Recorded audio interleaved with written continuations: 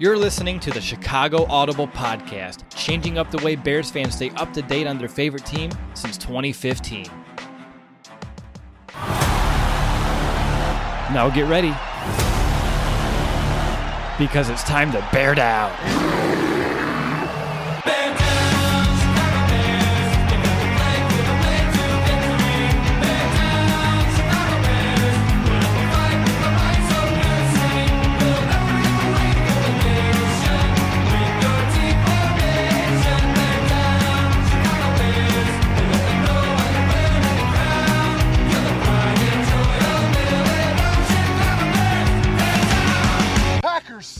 Welcome back, Bears fans, to another episode of the Chicago Audible.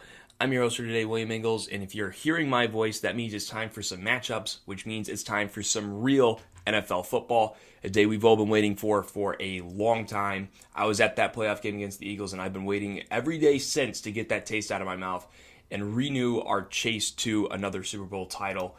And what better team to start that against than the Green Bay Packers? Kick off our 100th season, kick off the 2019 NFL season. It's going to be a great energy from Soldier Field. Can't wait to kick off the season. But before we do that, we're going to break down 5 key matchups that will determine how this game will go. And we're going to keep it nice and simple. For matchup number 1, James Daniels, the new center for the Chicago Bears, versus Kenny Clark, longtime nose tackle of the Green Bay Packers. And this is so important because James Daniels is switching over to center from his rookie year at guard to now center this season. In camp, he looked really good, but this is going to be a different beast. He's going against someone in a different colored jersey, and it's going to be a pretty darn good one in the NFL. Kenny Clark, last season, 55 tackles, 6 sacks, and 3 passes defended.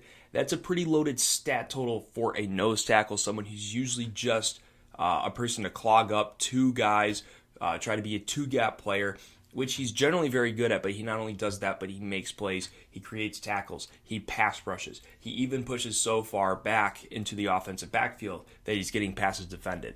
So James Daniels, we're not going to go into a whole bunch of detail here. He's got to hold his water against Kenny Clark. That'll give Mitchell Trubisky, that'll give David Montgomery, Mike Davis, whoever is carrying the ball, obviously Mitch Trubisky passing the ball, he's going to need a clean pocket. It's all going to start at that front point of attack, center versus nose tackle. James Daniels is going to have to hold his water against one of the best in the NFL to kick off the 2019 season. Moving on to matchup number 2, we're going to have Eddie Jackson, safety for the Bears, going against Davante Adams, wide receiver for the Green Bay Packers. And I don't put this matchup on the list in order for us to say that Davante Adams can't have 50 receiving yards or something like that. He's going to get a lot of targets. If you ask me, he's going to get a decent amount of yards. The big thing here is that Eddie Jackson needs to limit the big plays by Davante Adams, because Aaron Rodgers is going to be the person that is probably force-feeding the ball to Adams at some times, because that's the one receiver he has a rapport with on this roster right now. And last year that showed. He had 18 plays of 20-plus receiving yards last season, and that is above and beyond the big play person on Green Bay's offense. The next highest person was 7 plays of plus 20 receiving yards, and that was Jimmy Graham. So that's obviously a huge discrepancy between the big playmakers on Green Bay's offense. So the big thing for Eddie Jackson is making sure both pre and post throw that Davante Adams is not making big plays. One thing that is suspect about Eddie Jackson's game is open field tackling and tackling in general. Even if Davante Adams catches a slant route, it's all about getting him down on the ground and making the offense take another snap. This defense is all about making the offense take more snaps to create more mistakes. All about sending the blitz to get a possible forced fumble or a sack and get him behind the sticks, where now Pagano can send a whole lot of different blitzes, coverage packages, really try to fool that offense. So it's all about making the offense take another snap. Allowing big plays is going to be what really causes this defense to struggle. So even if Davante Adams is getting even 10 to 12 yards on a slant route, or any route for that matter, it's all about making him get down on the ground and making that offense take another snap. So whether that's denying the pass through the air, whether it's a deflection, whether that's getting him on the ground from a tackle in the open field, Eddie Jackson needs to limit Davante Adams, because he's about the only big play threat that Green Bay still has on that offense, at the very least a consistent big play threat. So Eddie Jackson's got to be able to shut that down for the Bears to be successful and be able to execute their game plan on defense. Moving on to matchup number 3, we're actually going to have another cornerback wide receiver duo, except this time we're going to flip the sides. It's going to be Allen Robinson for the Bears wide receiver, Jair Alexander, corner for the Green Bay Packers. And it really is almost the same kind of matchup we're looking at. Allen Robinson is the big play guy for the Chicago Bears as far as a wide receiver is concerned.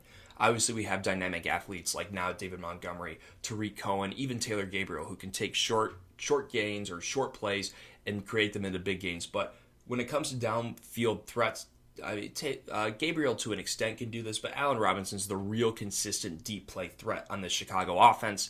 We saw that come to fruition in the playoff game, and we've seen in training camp that Trubisky really trusts Allen Robinson above of anyone else on this roster.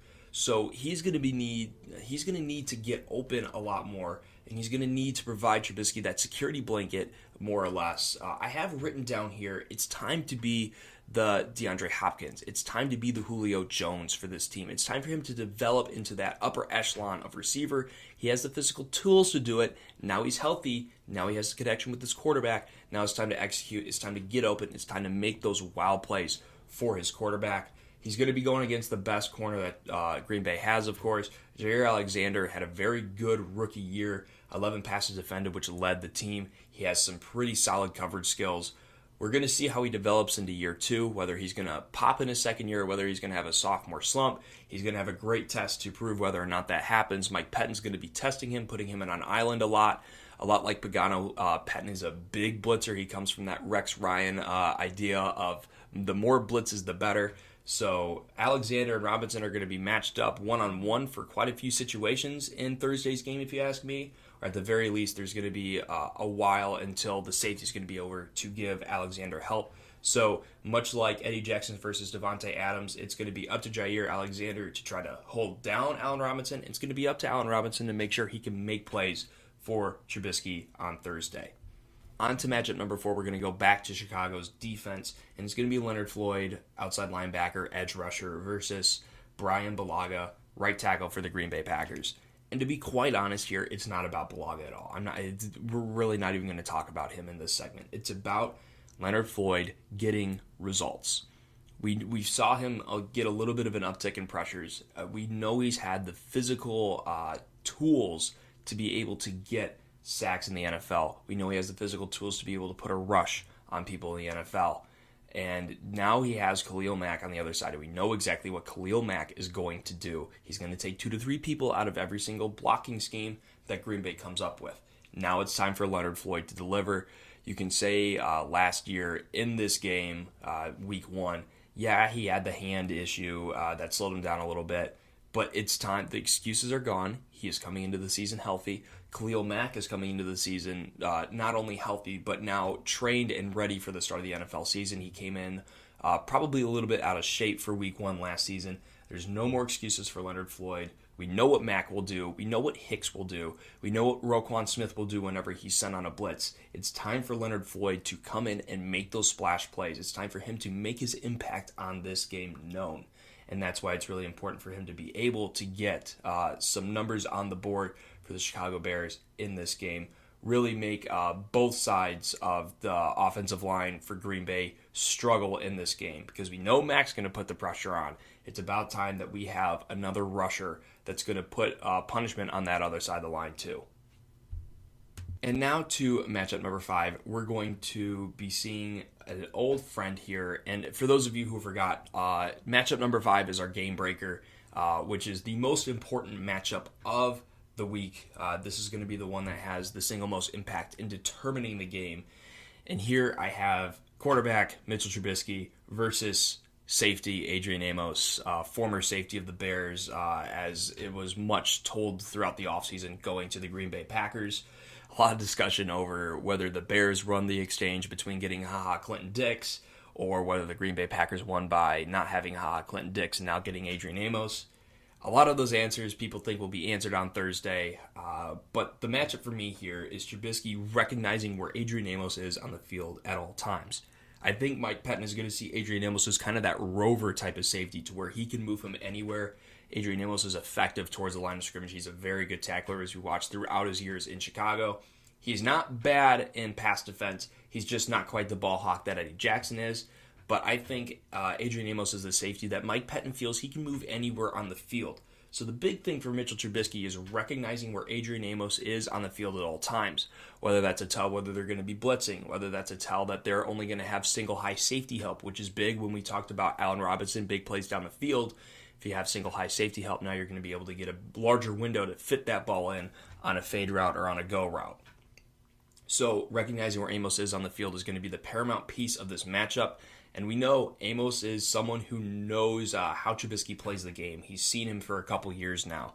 He's going to be able to recognize some things from Trubisky. It's going to be up to the third-year signal caller for the Chicago Bears whether or not he's able to key in on a player that he should know pretty well and whether or not he can execute in this situation and be able to bring the Bears success through the air, sustained success through the air this season, opposed to last year where it was just a strong first half, a meandering second half, and even in the second game that the Bears played the Packers last year, which if you ask me was one of Trubisky's best games that he's ever played in a Bears uniform, there was still some times where he lacked efficiency through the air, and even at times where he lacks confidence through the air. So it's going to be restoring that confidence, and that to me is going to start with recognizing where Adrian Amos is, because I think that will be a big tell as to what kind of defense the Packers are trotting out on the field. And now it's that time of the episode where we're going to go back through each of these matchups and determine a winner for each. So here we go. Going back to matchup number one, we're going to have James Daniels versus Kenny Clark. I had this one going to Kenny Clark. I don't think that James Daniels will do poorly, but this is a very tough test for your first real action as an NFL center. I don't think the position change has done a lot to Daniels, but this is just a huge test to be able to grapple not only snapping the ball, which I think a lot of people don't acknowledge exactly how difficult that is to snap the ball and then block somebody like Kenny Clark. I think Kenny Clark will be able to blow up a couple plays. So with that, I'm going to give this matchup to Kenny Clark. So Green Bay has 1-0. Matchup number two, Eddie Jackson versus Davante Adams. I have a lot of faith in Eddie Jackson in this matchup. I think he's going to limit a lot of the big plays, and I think he's actually going to come away with one interception with Rodgers targeting Davante Adams as much as he does. I think Eddie Jackson's probably keying in on that a lot, and I bet you Chuck Pagano's keying in on that a lot. It's going to be a lot of blitzes with Eddie Jackson probably jumping the hot route for Davante Adams in a lot of spots. I think Eddie Jackson comes away with this matchup. Green Bay, Chicago, 1-1 on the matchups. To matchup number three, Allen Robinson versus Jair Alexander. I really have loved what Allen Robinson has done throughout training camp and done throughout the offseason, creating a real rapport with Mitchell Trubisky, and he just looks like the animal that we saw when he had that massive year in Jacksonville prior to his ACL tear the following year. I really like what he's done, and I really think he will continue to do that into week one. Allen Robinson gets the win in this matchup, so the Bears lead 2-1 here. Matchup number four, Leonard Floyd versus Brian Bulaga for the Green Bay Packers.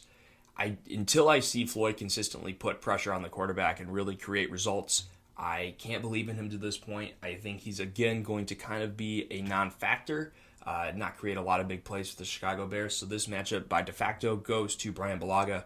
Bears-Packers tied at 2 apiece on the matchups. And it all comes down to our game-breaker, matchup number 5, Trubisky versus Adrian Amos. And I have faith here in Trubisky. I think he will take another step forward in this offense. It's kind of a toss-up, but I'm going to give it to the young quarterback, having the home field advantage, having a little bit of prior history with Adrian Amos, having another year in this offense, second year of the offense, has a little bit more experience, knows what to look for, knows what to execute on. I'm going to give him the win here in this matchup versus Adrian Amos on the game breaker, which means I'm favoring the Bears 3 matchups to 2 here. You know, I've always said I'm never really considering exactly how that will be how the game goes. But if you ask me, these are 2 relatively evenly matched teams. Aaron Rodgers is just such a factor when it comes to quarterback.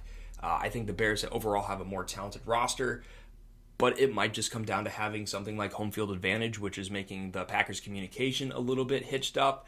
You're going to have Matt LaFleur, first-time head coach, play caller for the Green Bay Packers. It might be hard to communicate in a game situation for the first time because we know Soldier Field is going to be bumping on Thursday night.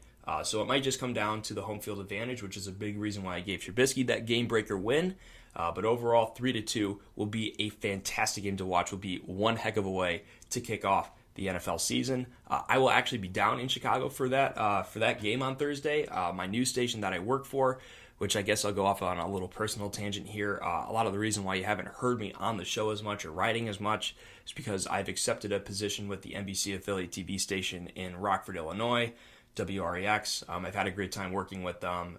It's been a lot of my dream as a journalist. Haven't got to do as much sports stuff, but I get to go to Chicago. We're doing a live show from Navy Pier for the NFL kickoff.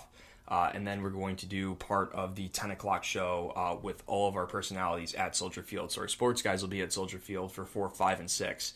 And then the rest of us will be at Navy Pier and then go all the way down. So I'm really excited for this matchup. You'll be hearing me every week now on the matchups, and I'm also going to be trying to come out with a column every Wednesday, going into some deeper analytics and patterns that we're seeing in the games. So sorry a little bit for my hiatus recently. But I'm excited to be back. I'm excited for the Bears season to be back, and I'm excited to be talking to you guys a lot more. Until then, enjoy the kickoff of the NFL season 2019, and hopefully be enjoying a Bears victory. So with that, bear down, Chicago. Bear down!